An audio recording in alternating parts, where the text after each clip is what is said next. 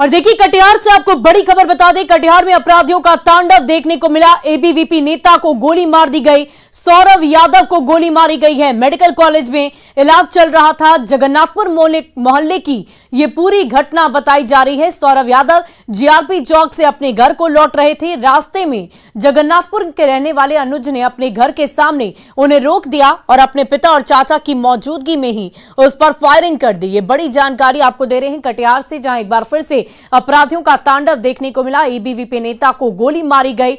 चाचा और भतीजे दोनों ही सामने खड़े थे और उनके सामने ही गोलीबारी की घटना को अंजाम दिया गया। गया अंदर से, उसके पापा चाचा बगल में खड़े थे। हमको कोई आभास ही नहीं था कि ऐसा कुछ होने वाला है। आया उसके पापा चाचा हमको पकड़े, जैसे पकड़े तब तक भाम से गोली चला दिया। फिर हम घूमे झटका में, मतलब हम देखे उसका हाथ में, घूमते घूमते तब तक चला दिया था। हम गिरे, फिर हम उठे और फिर हम भागे वहां से।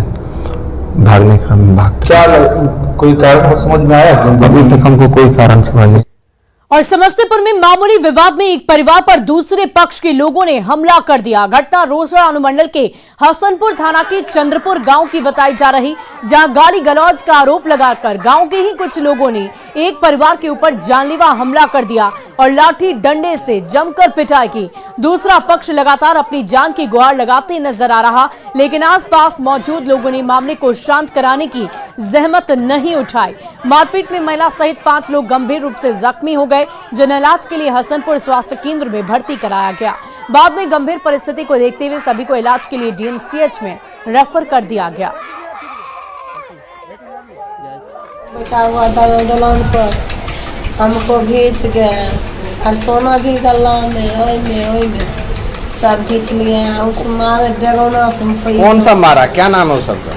नरेश पासवान, अर्जुन पासवान, उनको भी लड़का है राजू पासवान, दीपक चंदन, उनकर मम्मी, नरेश की मम्मी।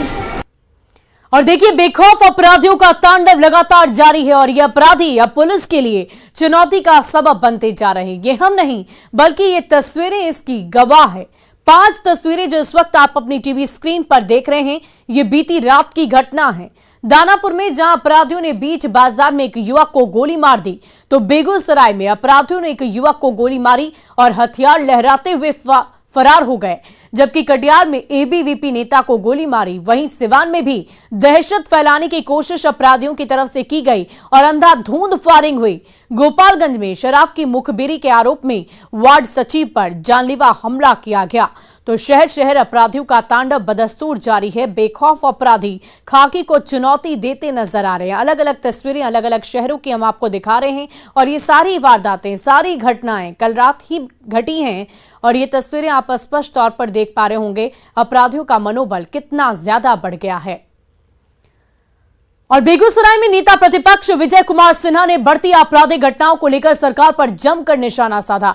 उन्होंने कहा कि महागठबंधन की सरकार लूट की सरकार है। बेमेल गठबंधन और जनादेश के अपमान ने बिहार में अराजकता का माहौल बना दिया है।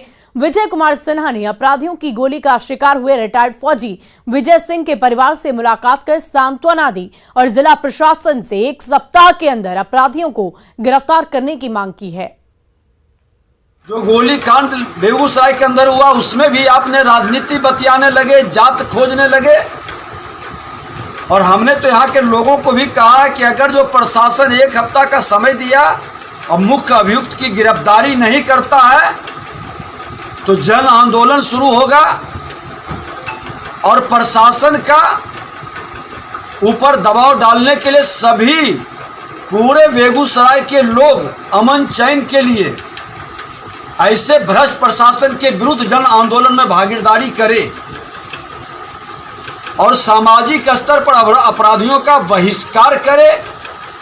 सरकार अगर जो गुंडों के हवाले छोड़कर बैठेगी तो भारतीय जनता पार्टी फिर से उस अराजकता के विरुद्ध और उस तानाशाही अहंकारी सरकार के विरुद्ध जन आंदोलन सड़क से सदन तक करेगा। और देखिए, लखीसराय में बढ़ते अपराध को देखते हुए एसपी ने सभी थाना अध्यक्षों को गश्ती करने के लिए कड़े दिशा निर्देश दिए। लेकिन जब न्यूज 18 की टीम ने रात के 11 बजे नगर थाना क्षेत्र के विद्यापीठ चौक और कबैया मोड़ का जायजा लिया तो नगर थाना की पुलिस विद्यापीठ चौक के पास गश्ती करती नजर आई। वहीं जमुई मोड़, पचना रोड, स्टेशन रोड के पास ना तो पुलिसकर्मी गश्ती करते नजर आए और ना ही कोई सुरक्षा व्यवस्था मुकम्मल नजर आई। मौके पर मौजूद लोगों से बातचीत की हमारे संवाददाता राकेश कुमार ने। बिहार में बढ़ते अपराध को लेकर पुलिस मुख्यालय ने जिले के तमाम एसपी को सुरक्षा व्यवस्था को लेकर कई कड़े निर्देश दिए हैं। बावजूद इसके हम रियलिटी चेक में रात के 11 बज चुके हैं और हम पहुंचे हैं जमुई मोड़ पे। आपको दिखाना चाहेंगे, उस तरफ से झारखंड की सड़क आती है और इस तरफ सामने जो है यह पटना के तरफ से सड़क आती है। लेकिन अगर यहाँ पे अगर सुरक्षा की अगर बात की जाए तो यहाँ पे एक भी पुलिसकर्मी मौजूद नहीं है। कुछ लोग हैं, यात्री हैं, हम इनसे जानना चाहेंगे। कहाँ से आ रहे हैं आप? अभी तो हम विद्यापीठ तरफ से आ रहे हैं, लेकिन कहीं कोई नहीं मिला है। कहीं कोई सुरक्षा नहीं कहीं कोई रात के 11 बज रहे हैं। कहाँ जाना है आपको? इधर जाना था, रामगढ़ तरफ। कहीं कोई नहीं मिल रहा? नहीं, कोई नहीं। डर लगा रहता होगा? तो लगता है नहीं, डरता है, लेकिन कहीं कोई है ही नहीं देखने वाला। क्या लग रहा है? भगवान भरोसे। भगवान भरोसे इसी निकल रहे हैं यार। क्या नाम हुआ आपका? मेरा नाम हुआ सुबोध कुमार। और कुछ लोग हैं, क्या है शहर में अगर सुरक्षा व्यवस्था की बात करें तो? शहर में सुरक्षा व्यवस्था की बात करें तो इक्के दुक्के जगहों पर कुछ पुलिसकर्मी नज़र आ रहे हैं। मैं अभी पुरानी बाज़ार की तरफ से आ रहा हूँ, मुझे महिसोना जाना है। मेरा महिसोना चौक यहाँ से 4 किलोमीटर की दूरी पर है। तो मैं जब यहाँ से आया हूँ तो रेलवे पुल के बाद से हमको कहीं बाजार समिति से लेकर के कहीं कोई गश्ती का दल नहीं दिखा। तो सुरक्षा को लेकर बड़े बड़े दावा कर रहे हैं। दावे उनके अपने हो सकते हैं, लेकिन हमको तो कहीं कुछ दिखा नहीं। तो आपने सुना, अगर शहर की सुरक्षा व्यवस्था की बात करें तो भगवान भरोसे है। राकेश, न्यूज 18, लखीसराय। वहीं कटिहार में नाव हादसे में 5 लोगों की मौत हो गई, जबकि 2 अब भी लापता बताए जा रहे हैं। बरारी विधायक ने 5 लोगों की मौत की पुष्टि की है। विधायक ने बताया कि सभी लोग धान की कटाई के लिए नाव से गए थे और तभी वो हादसे का शिकार हो गए। सरकार की तरफ से पीड़ित परिवार के लिए मुआवजे का ऐलान किया गया है। मुख्यमंत्री नीतीश कुमार ने हादसे पर दुख व्यक्त किया है। 3:30 बजे के लगभग 9-10 लोग धान काटने के लिए बरंडी नदी के उस पार गए थे और जब धान लेके आ रहे थे उसमें लगभग 10 लोग सवार थे। 3 लोग तो तैर के निकल गए और 7 उसमें पुरुष और महिलाएं सब मिलकर 7 लोग वहाँ डूब गए। उसमें कम से कम 40 बोरा धान भी लेके लोग आ रहे थे। यह बहुत दुख की घड़ी है। ऐसे दुख की घड़ी में हम लोग शोक परिवार के साथ हैं। और देखिए, मुंगेर से आपको बड़ी खबर बता रहे हैं, जहां 2 बाइक की आमने सामने टक्कर हो गई। सड़क हादसे में 5 लोग जख्मी हो गए। स्थानीय लोगों ने उन्हें अस्पताल पहुंचाया। 3 लोगों की हालत गंभीर बताई जा रही है। सदर अस्पताल में इन सभी का इलाज चल रहा है। धरहरा थाना क्षेत्र के जसीरी की ये पूरी घटना बताई जा रही है। ये बड़ी खबर आपको मुंगेर से बता दें, जहां सड़क दुर्घटना में 5 लोग जख्मी हो गए। 2 बाइक की आमने सामने टक्कर हो जाने के बाद ये दर्दनाक हादसा हुआ। स्थानीय लोगों की मदद से सभी को अस्पताल में भर्ती कराया गया है। ये तस्वीरें आप देख पा रहे होंगे। अस्पताल के भीतर ये सभी जख्मी लोग मौजूद हैं। फिलहाल स्थिति में सुधार की बात तो अब तक सामने नहीं आई है। 3 लोगों की हालत गंभीर बताई जा रही है। और खबर गोपालगंज से, जहां वार्ड सचिव पर शराब की मुखबिरी करने का आरोप लगाकर जानलेवा हमला किया गया। घटना बरौली थाने के बेलसड़ गांव की है। घायल वार्ड सचिव को इलाज के लिए सदर अस्पताल में भर्ती कराया गया। वार्ड सचिव नवीन कुमार यादव का आरोप है कि गांव के कुछ लोग शराब की बिक्री करते हैं। पुलिस ने शराब तस्करी और बिक्री करने के मामले में उन्हें जेल भेजा था। जमानत पर बाहर निकलने के बाद आरोपियों ने शराब की तस्करी की मुखबिरी का आरोप लगाकर वार्ड सचिव की ही पिटाई कर डाली। वहीं पुलिस का इस पूरे मामले में प्राथमिकी दर्ज कर अब आगे की कार्रवाई कर रही है। तो है जो दारू बेचते हैं और उन कई बार उस मामला में पकड़ कर गए भी हैं और उसके घर से दारू भी बरामद हुआ है। जब कुछ छापा पड़ता है तो हम पे शक करते हैं कि यही लड़का कहता है और हमको समाज में बदनाम करने का काम करते हैं। काफ़ी दिनों से हमको बोल रहे थे कि तुमको मरवा देंगे, हम अपने गाड़ी से तुमको चाप देंगे और तुमको ख़त्म कर देंगे।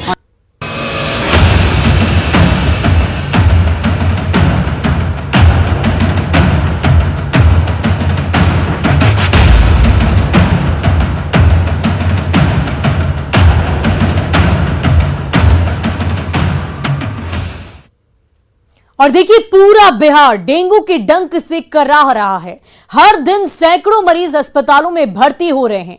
लोगों की मौतों की संख्या में बढ़ोतरी हो रही है, लेकिन जिन पर लोगों की सुरक्षा की जिम्मेदारी है वो हाथ पर हाथ धरे बैठे हैं। टैक्स के पैसे डकारने वाले नगर निगम और नगर पालिकाओं के अधिकारियों ने अपनी जिम्मेदारी से पल्ला झाड़ लिया है। शहर शहर गंदगी का अंबार लगा हुआ है। ना तो फॉगिंग होती है और ना ही साफ सफाई। डेंगू के अटैक से कराहते बिहार के तारणहार कहां हैं? बिहार की जनता सवाल पूछ रही है।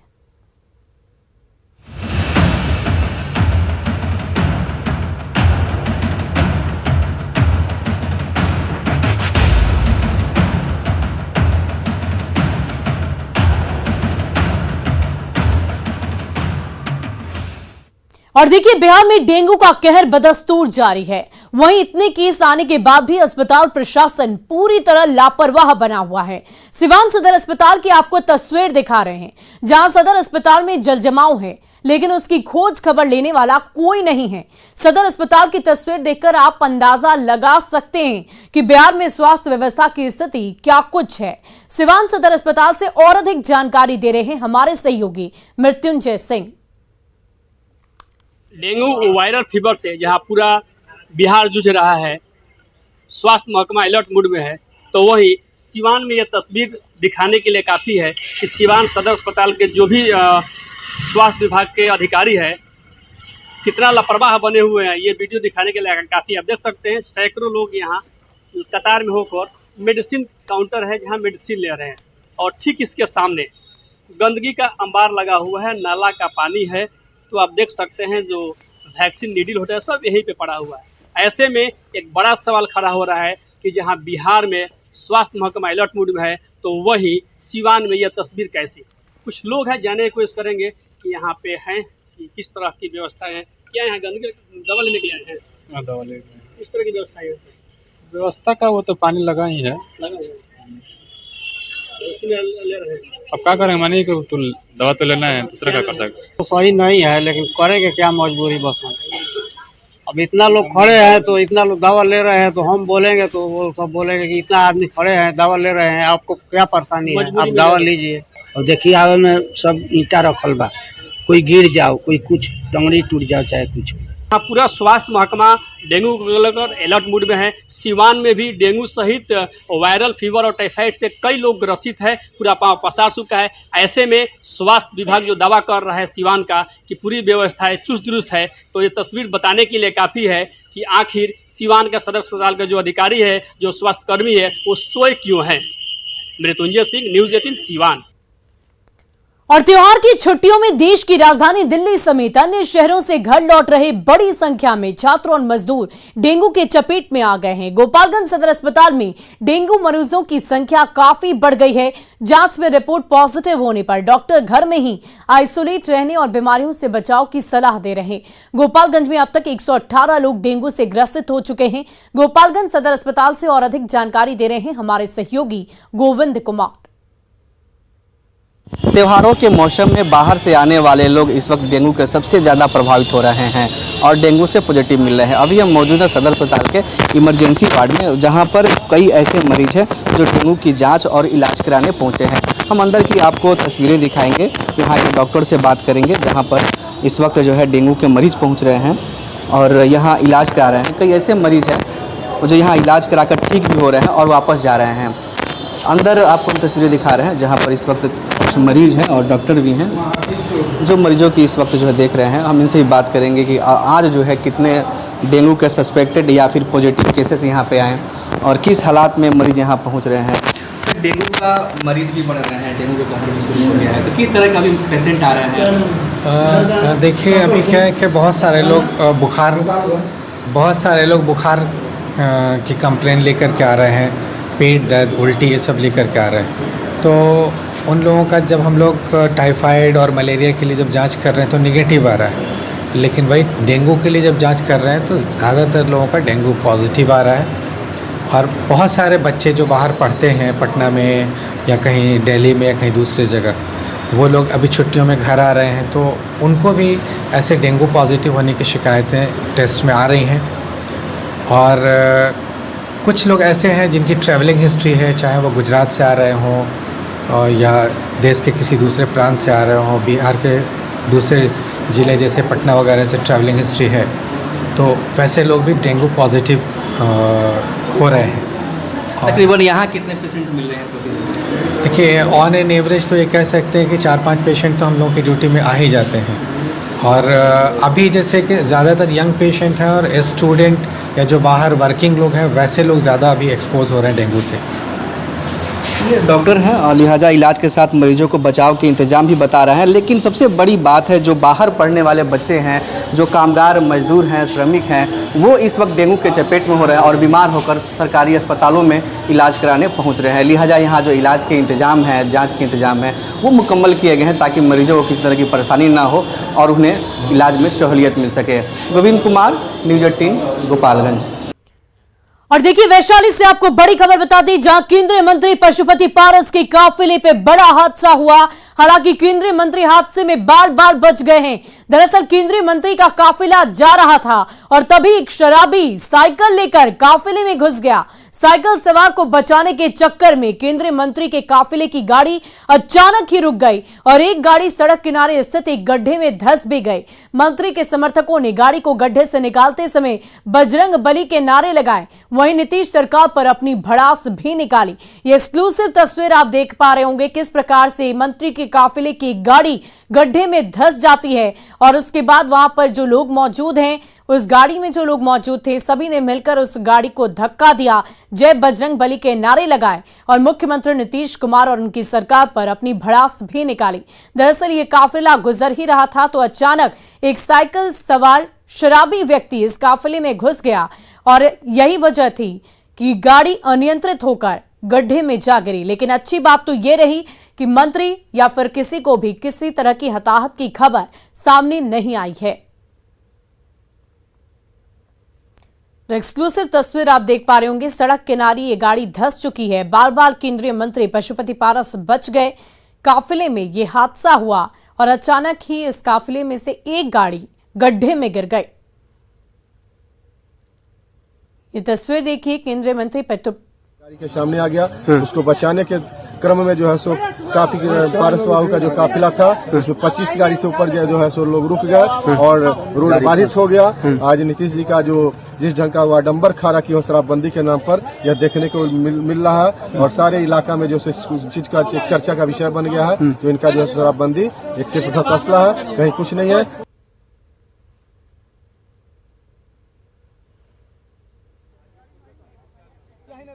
तो ये तस्वीरें आप देख पा रहे होंगे, ये वही गाड़ी है जिसके सामने अचानक ही वो शराबी साइकिल सवार पहुंच गया और गाड़ी अनियंत्रित होकर गड्ढे में गिर गई।